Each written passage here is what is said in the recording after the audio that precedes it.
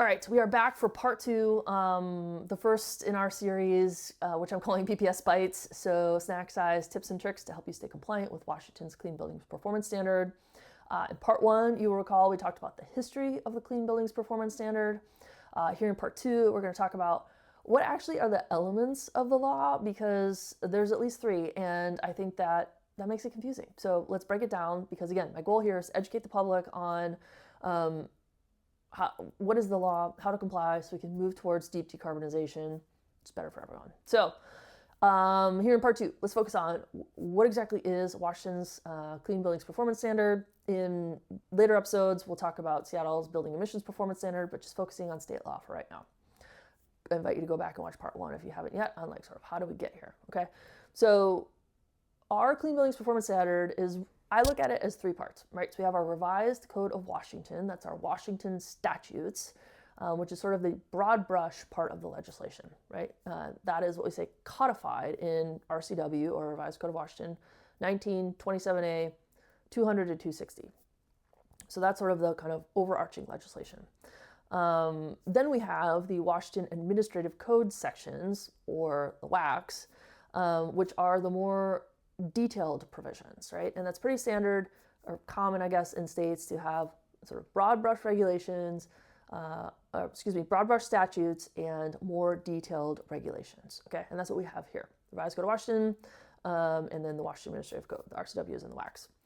So taking our example here, the WACs relevant to the Clean Buildings Performance Standard are sort of codified again in Chapter 19450. The Washington State Department of Commerce was authorized by the RCWs to develop amendments to ASHRAE Standard 100, so basically red lines, additions and deletions, that are published in the WACs and then are actually in one whole integrated document, which we call the standard, which is Washington specific, again, red lines to ASHRAE Standard 100. And so I think of it as three parts, right? Our Revised Code of Washington, our WACs, which are sort of the rules and the amendments to ASHRAE Standard 100, and then most folks, I think, focus on actually printing and downloading. Mine on my desktop is highlighted and annotated all over the place. That is what we really look to for how do we actually comply with the Clean Buildings Performance Standard. But all three parts are relevant, so I want to make sure folks are looking at all three aspects.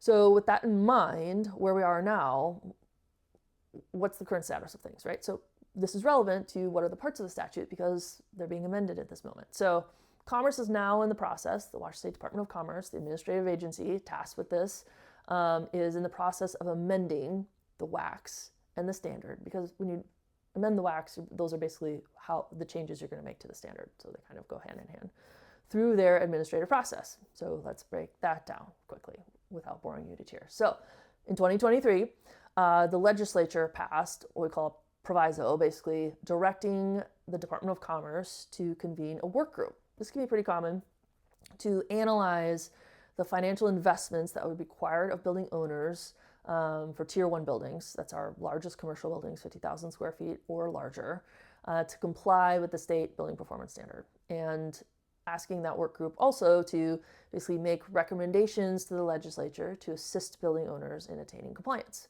And funds were appropriated by the legislature for this purpose, to convene this task group and make recommendations.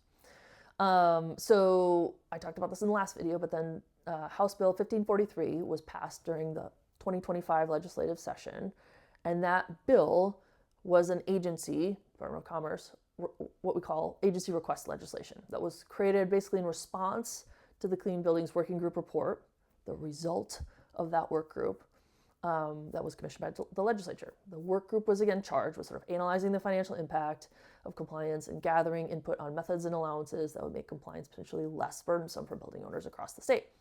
Folks who don't live here will maybe not know this, but Washington in particular faces a variety of challenges with building performance standards, because we have very different climates on sort of the west side of the state, from the Cascades west versus the Cascades to the east. So again, the intent of the bill 1543, which we all now know and love, was basically to find some ways to increase flexibility. I talked about this in the last video. And specifically, the bill introduces some expanded and potential expanded compliance pathways and exemptions and extensions, which we haven't seen before. And so we have that type of legislation based on recommendations from the working group, right? So we have the working group which the legislature convened or required Commerce to convene. We have the results of that in a report, and then those the results of recommendations in that report ultimately being kind of developed and revised by Commerce to potential rules that would amend the Washington Administrative Code to consistent with the intent, which was to sort of provide some additional flexibility in attaining compliance. So how does the rulemaking process work? So here in Washington, we basically have what we call code revisor forms. There's a 101, 102, and 103 for our purposes. You can go online and look at all of these. I will also provide links sort of in the caption below. But these CR forms are how Commerce tracks the rulemaking process under our state's Administrative Procedure Act, which is, again, how administrative agencies like the Department of Commerce basically do their work. So there's first the proposed statement of inquiry. That's CR 101. We have that. You can go find it online. And then currently, which was recently filed in April 2026, CR 102, which is a notice of proposed rulemaking. That contains the sort of background and proposed language that would amend the WACs, which would also amend the standard, consistent, again, with this intent of sort of making compliance less burdensome for building owners. If those rules are ultimately adopted, then there would be a CR 103 filed, which is the rulemaking order, publishes the final rule.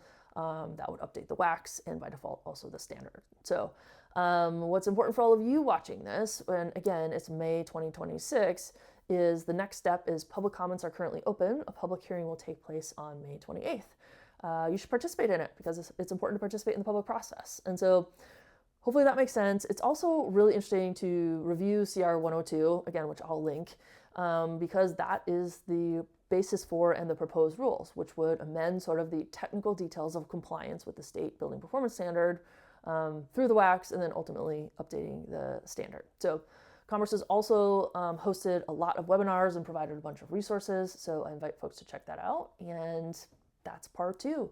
What are the elements of the Clean Buildings Performance Standard? How do we get here? Hopefully the rulemaking process did not bore you to tears, but it's important to know how these things happen. So there you go. All right, enjoy.